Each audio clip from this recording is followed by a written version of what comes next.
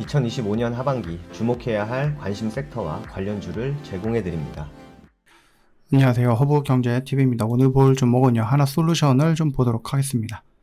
태양광 관련되어 있는 종목이 오늘 조금 움직이는 모습들이 연출이 되었습니다. 시장은 나쁘진 않았고, 오히려 좀 좋았죠. 이 양시장 다 이런 식으로 변곡점을 형성하고 있는데 그 변곡점의 위로 방향을 잡고 올라오긴 했습니다. 이제 다음 주인가 다다음 주 정도면은 금리 인하 관련돼서 어느 정도 좀 나아주겠죠. 물론 지금만 놓고 보더라도 지금 한 98%인가 그 정도더라고요.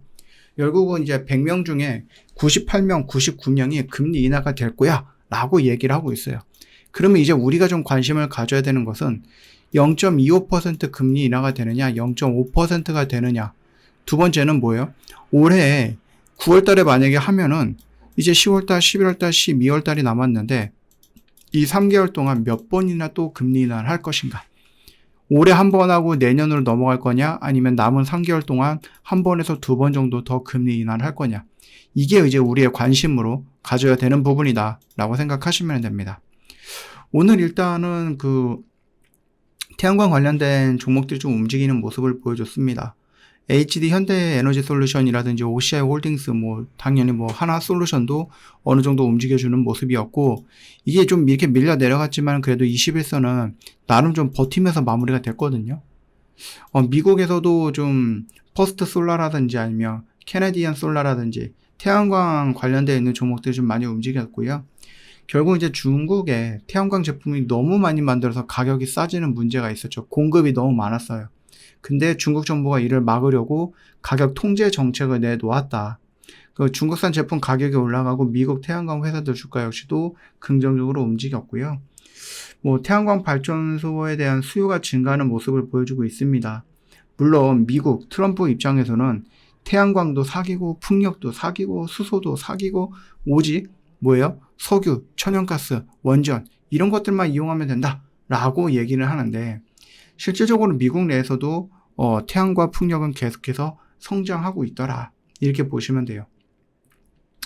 아니 이거 왜 트럼프는 이거 신재생 에너지 이런 것들을 좀 싫어할까? 왜 사기라고 얘기할까? 트럼프는 재생에너지가 비싸고 비효율적이다라고 주장을 해요. 결국 이제 중국산 플라스틱, 풍력 터빈은 새로 죽이는 괴물 이런 식으로 또 얘기를 하고 있거든요. 환경도 해치는 흉측한 건축물 이렇게도 얘기를 하더라고요. 그러면서 석탄, 석유, 원자력 이런 것들을 좀 전통 에너지를 더 밀어주고 있기는 한데요. 결국은 이거는 물론 이제 트럼프는 진짜로 그렇게 생각할 수도 있기는 하지만 제가 생각했을 때는 결국 이제 정치적인 발언이다라고 생각을 합니다. 실제로 풍력이든 태양이든 간에 어떤 규제를 하고 있는 건 맞아요.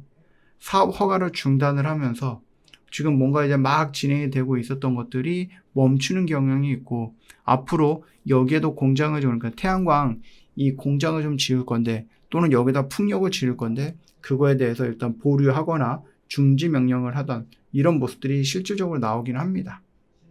네. 축소되거나 아니면 취소된 프로젝트가 있기는 해요. 상반기에만 해도 무려 29조 원이기 때문에 당장은 조금 그래요. 앞으로 미국 가정은 전기요금은 더 늘어날 것으로 좀 예상을 하고 있습니다. 기업들도 당연히 비용 증가가 나오겠죠. 일단은 태양광 풍력 장비는 예전에 비해서 가격이 굉장히 많이 싸졌습니다. 캘리포니아라든지 뉴욕 같은 주에서 계속 재생에너지를 확충하고 있기 때문에 사업이 완전히 무너지지는 않을 걸로 보고 있어요. 투자가 줄기는 하겠지만 재생에너지가 화석연료보다 값싼 경우가 많기 때문에 시장에서 살아남을 수 있어 라고 얘기를 합니다. 결국은 나의 지지층이 이 재생에너지 때문에 힘들어 하니까 나를 지지해줬으니 내가 그들을 대변해서 이런 얘기를 하는 거야 라고 보시는 게 맞아요. 제가 아무리 생각해도 이거는 정치적인 부분이 가장 크다라고 보시면 될 것 같습니다. 일단은 우리나라도 지금 정부에서는 이거 예전에 문재인 정부에서는 신재생 에너지를 굉장히 중요하게 생각했단 말이에요. 우리나라도 탈원전을 외쳤죠. 근데 윤석열 정부가 들어오면서 왜 탈원전 그러면서 탈원전을 또 취소하고 그러면서 이제 재생에너지에 대한 예산을 확 줄여버리고, 근데 또 이재명 정부가 들어오면서 탈원전을 외치지는 않았지만 그래도 원전 대비해서 재생에너지의 비중을 더 늘리겠다라고 얘기를 하면서 또다시 에너지 정책이 그냥 원전으로 갔다가 태양으로 갔다가 왔다 갔다 합니다. 그러니까 정권에 따라서 예산들이 들쭉날쭉해요. 그러다 보니까는 이 기업들 입장에서는 짜증이 나는 거죠. 윤석열 정부에서 원전 위주의 정책을 펼쳐다 그러면서 태양광 예산을 50에서 70% 정도 줄였어요. 그래서 많은 회사들이 어떻게 됐다? 폐업을 했다. 아, 태양은 안 되는구나. 그렇게 폐업했죠. 우리 예전에 그 뭐였죠? 커피에서 그 플라스틱 빨대 쓰지 말아라 라고 했잖아요. 그러고 나서 한 1년, 2년 있다가 플라스틱 빨대 써도 된다 라고 하니까 그 플라스틱 빨대 대신에 종이 빨대로 바꿨던 기업들이 또다시 휘청거리는 거죠. 이런 것들이에요. 그러니까 정책이 좀 일관되지 않는다 라는 부분들이 있어요.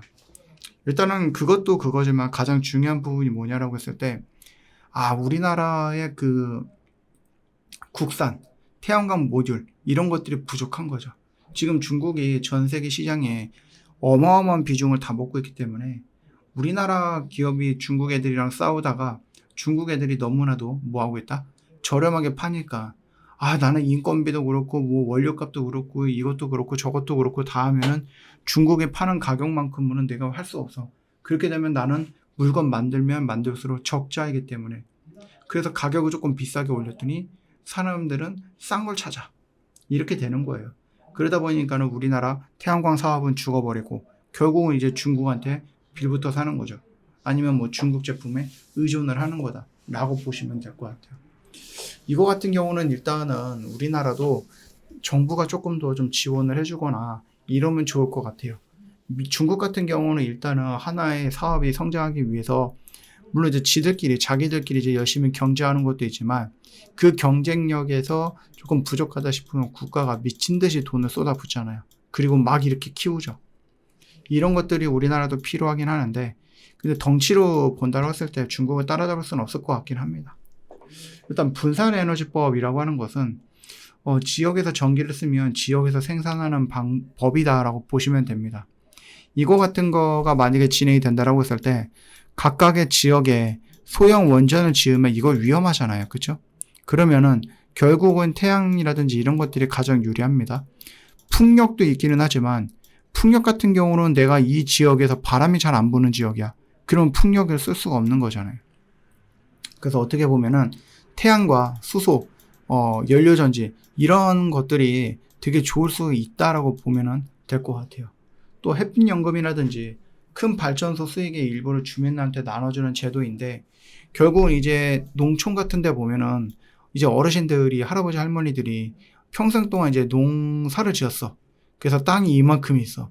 근데 예전에는 그래도 농촌에 이제 조금 일할 수 있는 사람들이 좀 있었는데 요즘 같은 경우는 이제 외국 사람들도 있기는 하지만 턱없이 부족해. 내가 이 영토를, 이 농토를 여기서 이제 뭔가를 하려고 하면은 100명이 필요한데 지금 시골에는 다 나이 드신 분들밖에 없어서 일할 사람이 없어.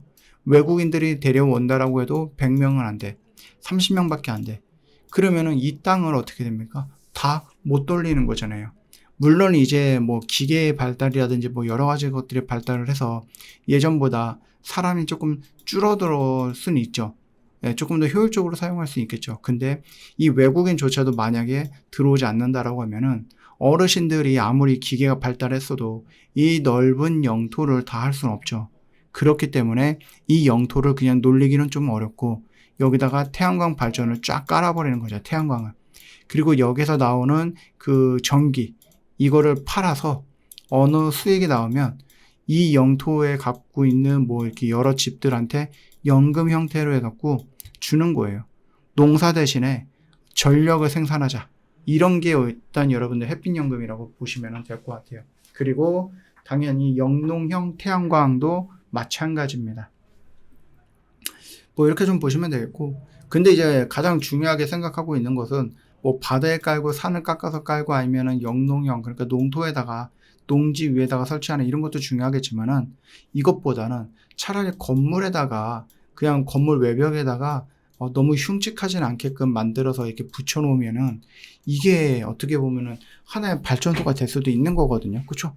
그래서 이런 것들이 궁극적으로는 좀 진행이 될 거다라고 생각을 합니다. 태양광은 말씀을 드렸듯이 죽지는 않아요. 죽을 수 없는 에너지다, 사업이다, 영역이다 이렇게 생각하시면 될 것 같습니다. 저 허브경제TV 공식 채널을 보시면 정말 중요한 것들 깔끔하게 정리해서 올려놨죠. 이것만 놓고 보시더라도 정말 도움 많이 될 겁니다. 다만 이제 여러분들이 이런 정보를 가지고 내가 어떻게 활용을 해야 될지 모르겠다 하시는 분들이 있어요. 그러면 여러분들은 저 허브경제TV를 찾아오시면 되겠죠. 한 달도 가능하니까 한 달 동안 저희랑 같이 하는 것도 가능하니까 놓치지 마시고 한번 문의를 주세요. 그리고 저희랑 같이 한번 해보시고 이거 괜찮은데 나도 이제 공부를 해볼 수 있겠는데 그럼 이제 스스로 공부해갖고 저희 공식 채널에 있는 정보를 활용해서 매매를 해보셔도 되는 거잖아요. 영상 댓글에 링크 클릭하고 들어오시면 됩니다. 오늘 하루도 고생 많으셨습니다.